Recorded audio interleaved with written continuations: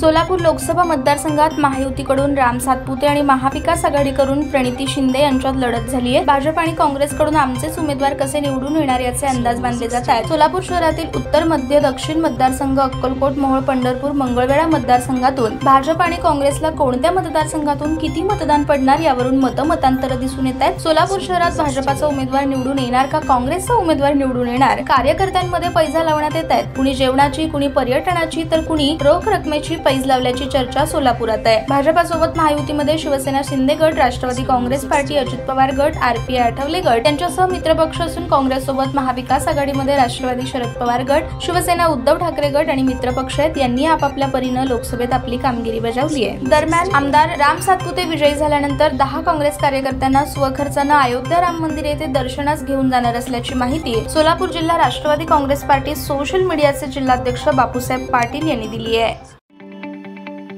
ताज्या बातम्या पाहण्यासाठी प्राईम महाराष्ट्र न्यूज चॅनलला सबस्क्राईब करा।